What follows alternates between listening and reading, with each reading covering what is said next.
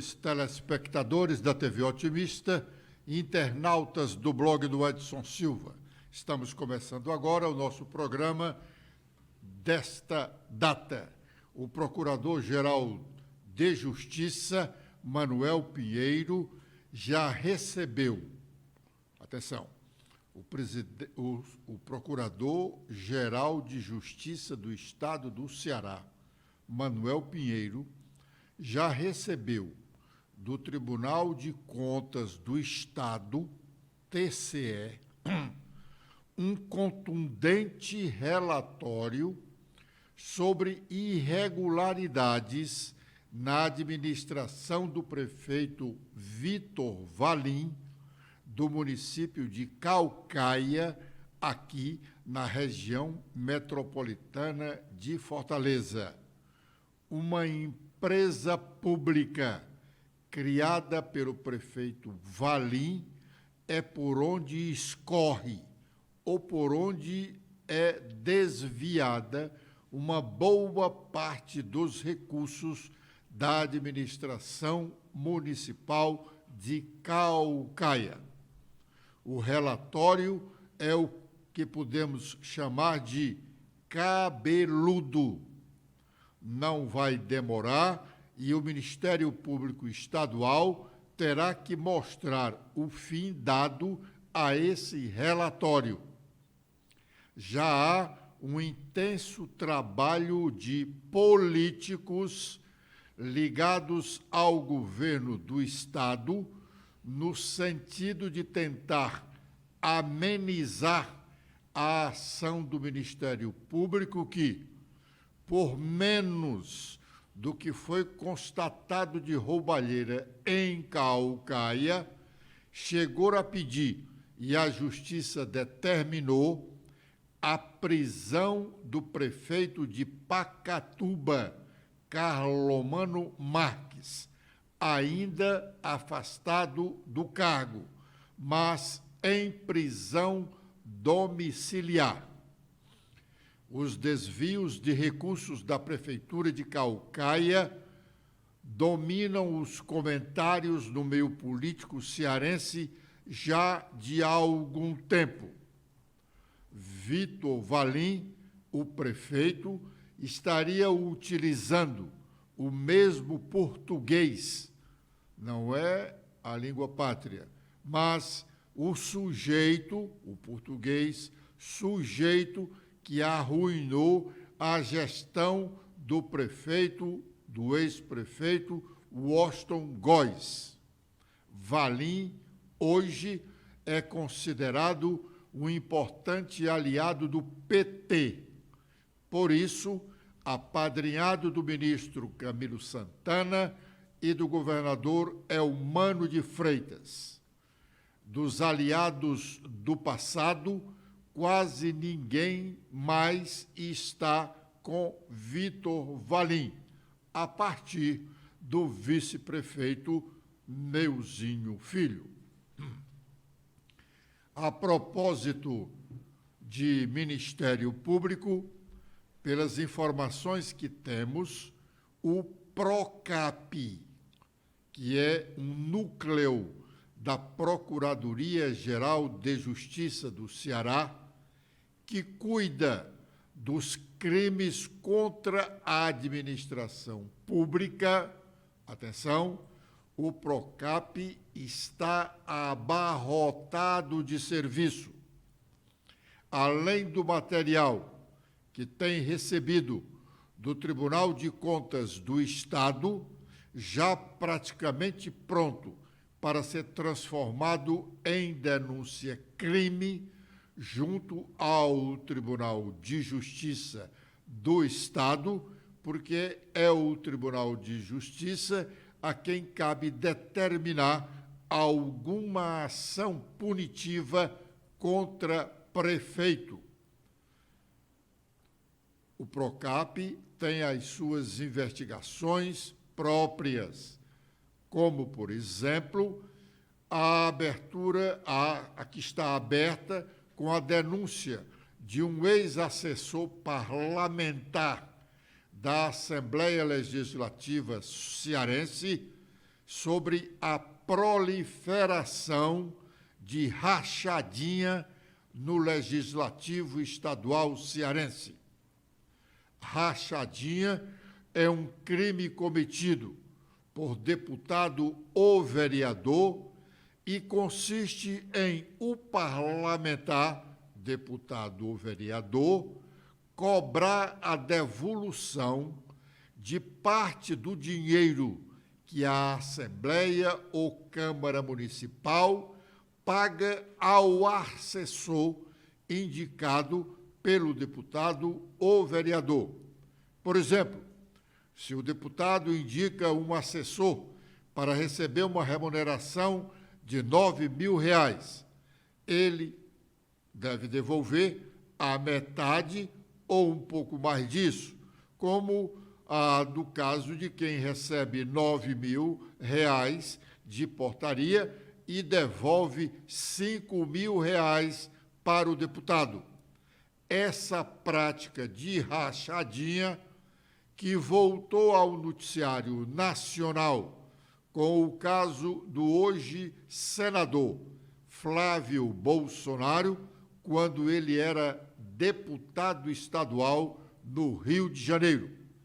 Essa prática da rachadinha tinha praticamente desaparecido do cenário cearense, estadual cearense.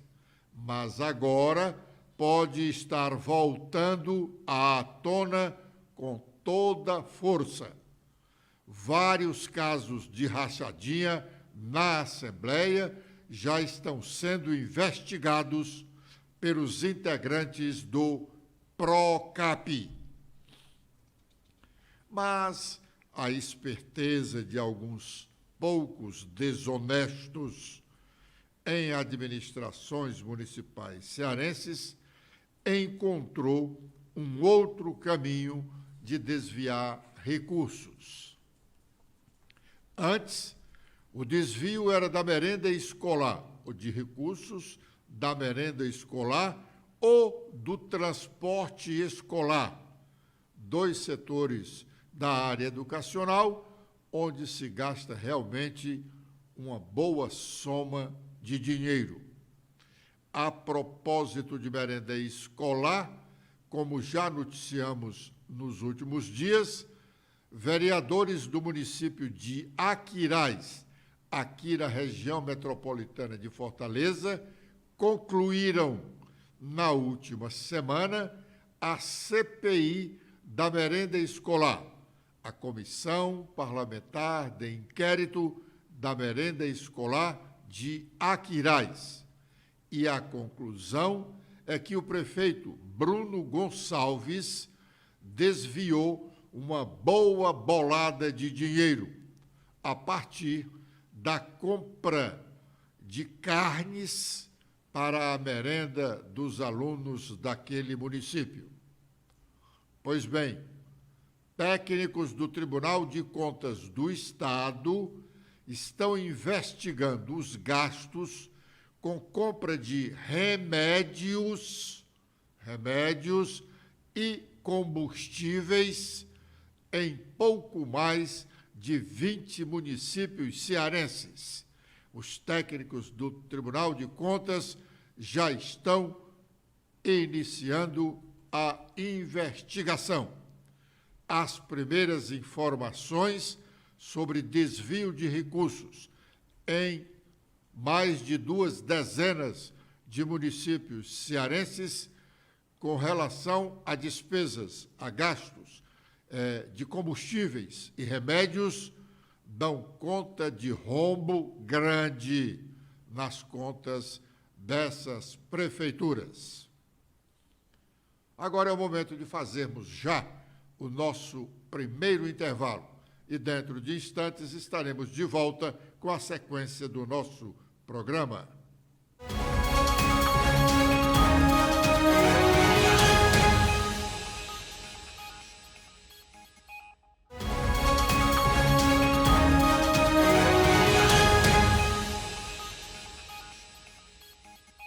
A questão da articulação política do governo Lula parece que vai atormentar o governo do atual presidente por mais algum tempo. Na sua edição de hoje, o jornal O Globo publica uma matéria em que o deputado federal cearense Danilo Forte está no centro. É quanto à dificuldade de aprovação da medida provisória, uma das primeiras assinadas pelo presidente Lula, alterando o organograma do primeiro escalão da administração federal. Stephanie. Olá, Edson, olá, internautas do blog do Edson Silva. O Globo destaca que uma investida de deputados do União Brasil, o partido que comanda 3 pastas no governo Lula, provocou o adiamento da votação da medida provisória que reestrutura os ministérios. O movimento partiu de Danilo Forte, do União Brasil aqui do Ceará, e do Kim Kataguiri, do União Brasil de São Paulo, que discordaram de ponto do parecer apresentado pelo relator do projeto, o deputado Isnaldo Bulhões Júnior, sobretudo da extinção da Fundação Nacional de Saúde. Se essa MP não for aprovada até 1 de junho, perderá a validade. Nesse caso, voltará a valer o desenho ministerial deixado pelo ex-presidente Jair Bolsonaro. O relatório de Bulhões também desagradou a ministra Marina Silva, do Meio Ambiente, que chamou de desserviço a tentativa de retirar funções da pasta que ela comanda. Há uma expectativa no Congresso de que o relator revertesse a extinção da FUNASA, o que não ocorreu. Tradicionalmente, a fundação é loteada politicamente nos estados. Bulhões manteve a transferência das atribuições do órgão para os ministérios das cidades, controlado pelo MDB e Saúde.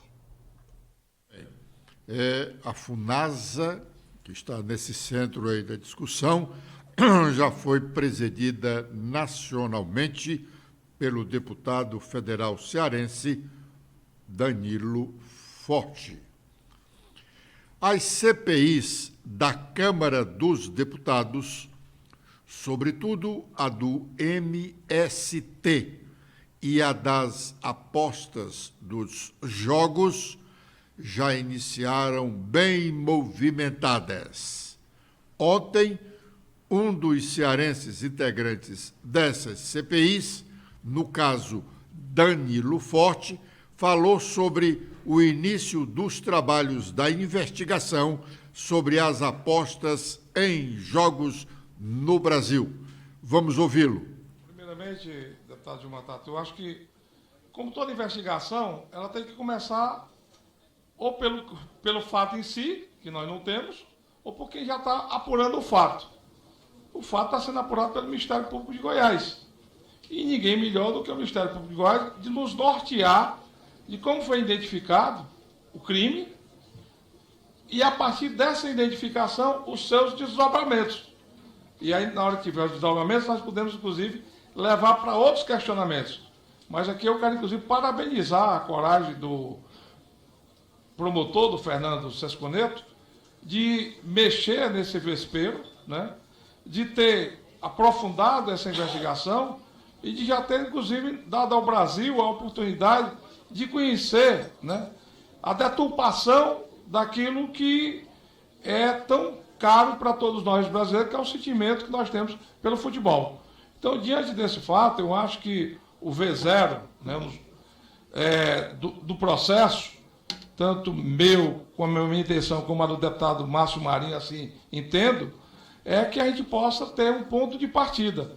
E o ponto de partida, obviamente, será aquilo que já foi acumulado de conhecimento pelo Ministério Público de Goiás. E por isso está aqui esse requerimento, no sentido de convocá-los ou convidá-los, e tenho certeza que eles virão aqui de bom grado, né? Não precisa da convocação, porque isso, inclusive, é importante para realçar o papel e a importância do Ministério Público nessa averiguação, nessa investigação. Bom, nessa CPI aí dos apostas, dos jogos, realmente ela vai ser acompanhada por um grande público. Afinal de contas, o esporte é um dos sentimentos que mexe com ou praticamente todos os brasileiros. Mas, reiterando o que já dissemos em outras oportunidades, é a CPI do MST que vai atrair a maior discussão política, tanto no seu interior quanto fora dela, CPI. Ontem ela já começou quente, com discussões acaloradas. Isso na abertura dos trabalhos. Vem muito mais coisa por aí.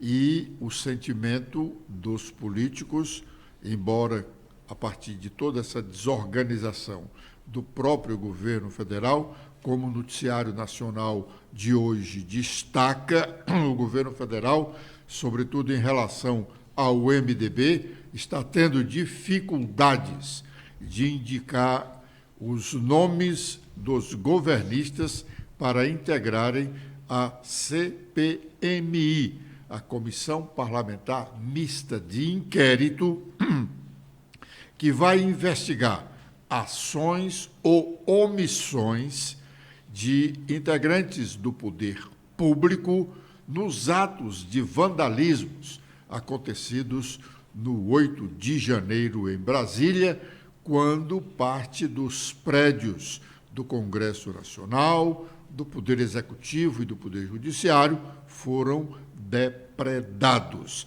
Essa CPMI foi originária de um requerimento de um deputado federal cearense que a integra, que é o deputado André Fernandes. A expectativa é de que ela venha a ser instalada no Congresso Nacional já amanhã, quinta-feira.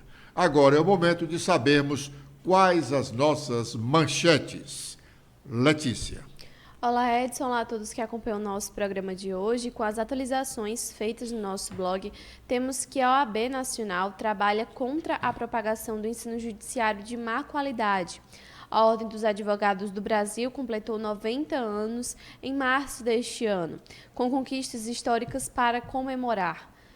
Para acompanhar e fiscalizar a aplicação da lei, a OAB lançou o Observatório Nacional de Defesa dos Honorários. De acordo com o presidente da Ordem, Beto Simonetti, o observatório tem sido uma ferramenta imprescritível para identificar casos de aviltamento da verba em diferentes partes do país. O Supremo Tribunal Federal julga hoje a ação sobre juiz das garantias. A novidade apresentada pela Lei Anticrime de 2019, o mecanismo está suspenso por ordem do ministro Luiz Fux desde janeiro de 2020. De acordo com a norma de 2019, esse magistrado atuaria na fase de inquérito, quando é avaliada a necessidade de autorização de procedimentos para ajudar a polícia e o Ministério Público na investigação. O senador Eduardo Girão critica a cassação de deputados estaduais cearenses do PL pelo Tribunal Regional Eleitoral aqui do Ceará. O senador também discordou da decisão do TRE, que considerou improcedente a ação de abuso de poder político e econômico através do uso da máquina do governo do Ceará em benefício das candidaturas do governador Elmano de Freitas, da vice Jade Romero e do senador Camilo Santana, todos eleitos no ano passado. Pena do ex-deputado Daniel Silveira deve ser cumprida imediatamente, determina ministro do STF. Em sua decisão, o relator da ação, Alexandre de Moraes, observou que a condenação se tornou definitiva em 9 de agosto do ano passado, não havendo mais possibilidade de recurso nem obstáculos ao início do cumprimento da condenação. Com os destaques nacionais, iniciando pelo Estadão, temos em principal manchete sobre... Letícia, se me permite, antes de entrar nas manchetes aí dos nossos grandes jornais nacionais, uma observação com relação a essa decisão do TSE de avaliar, não é, as punições de cassações de mandatos com base na lei das cotas, né? E eu acho que toda lei, por mais... por algum dos defeitos que elas possam registrar, elas são sábias, as leis são sábias. E aqui não vai nenhuma incongruência nessa afirmação de dizer que elas são sábias, mesmo apresentando alguns defeitos. Esta lei das cotas, ela é muito importante, muito importante. Ela gera um estímulo muito grande para a participação feminina nas disputas eleitorais. Mas ela tem um erro, comete um equívoco, quando pune os eleitos, que fizeram parte de uma chapa onde tinham candidaturas femininas. Por que digo isso? Porque, na verdade, quem faz a chapa que vai registrada na Justiça Eleitoral para disputar os cargos de legislativo ou executivo, quem faz essa chapa são os dirigentes dos partidos.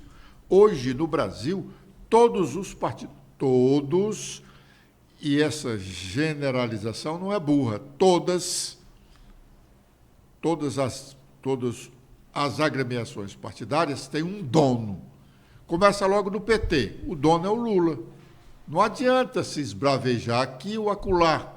Pode alguém discordar dele, mas só faz, ao final, o que ele quer. Então, como, por exemplo, os 4 deputados estaduais cearenses que tiveram seus mandatos cassados na semana passada por uma decisão do Tribunal Regional Eleitoral, porque o PL, que é comandado pelo prefeito aqui do Eusébio, Acilon Gonçalves, registrou uma chapa de candidatos a deputados federais ou deputados estaduais com candidaturas femininas fictícias. Os deputados não têm culpa disso, não sabiam dessa enrolada do presidente do partido. Quem deveria ser punido, sim, era o presidente ou todos os dirigentes do partido responsáveis pelo registro da chapa. Poderiam ser punidos com a exclusão do mundo partidário, ele pode votar e não ser votado e não comandar mais nenhum partido, ou qualquer um outro tipo de punição. Concluamos, Letícia. Bom, com os destaques nacionais, iniciando pelo Estadão, a regra antipelada e o limite de gastos. Tem 6 alterações feitas no texto base do arcabouço fiscal. Essa proposta de nova regra para contas públicas teve 372 votos favoráveis e 108 contrários. Com os destaques do Globo, temos que o PL de Bolsonaro dá 30 votos a Lula e o PSOL diz não. Como votaram os partidos na Câmara sobre as novas regras fiscais? Sobre esta mesma manchete. E com as últimas da Folha de São Paulo, temos que a condenação de Collor no Supremo deve levá-lo à prisão em cela comum após recursos. O tamanho e a condição de pena ainda serão definitivos e o ex-presidente pode recorrer. Bom, agora é o momento de fazermos mais um intervalo e já estaremos com a parte final do nosso programa.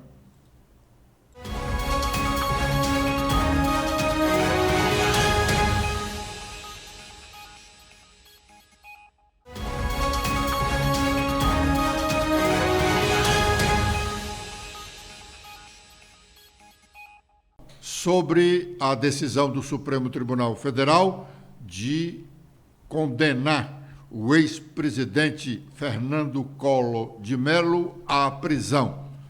Tem muita gente do Brasil que não acredita que ele vá para a prisão, mas vai sim. Pode até não cumprir os 33 anos decididos pelo ministro Edson Fachin, relator do processo, porque o quanto do tempo da prisão ainda vai ser decidido pelo Pleno do Supremo Tribunal Federal, mas que ele vai preso, e vai iniciar o seu período em regime fechado, naturalmente na Papuda, em Brasília. Como dissemos um dia desse aqui, e isso não é com satisfação que registramos, a Casa da Dinda, que foi muito comentada no governo Collor, até ele perder o mandato presidencial, não vai mais acolher o ex-presidente, sem dúvida, no mínimo, nos próximos 10 anos. Estamos caminhando para o final do nosso programa de hoje, agradecendo a honrosa audiência dos nossos telespectadores e prometendo estar de volta amanhã, neste horário. Letícia. Eu faço também os meus agradecimentos a todos que acompanharam o nosso programa de hoje. Espero revê-los amanhã. Até lá!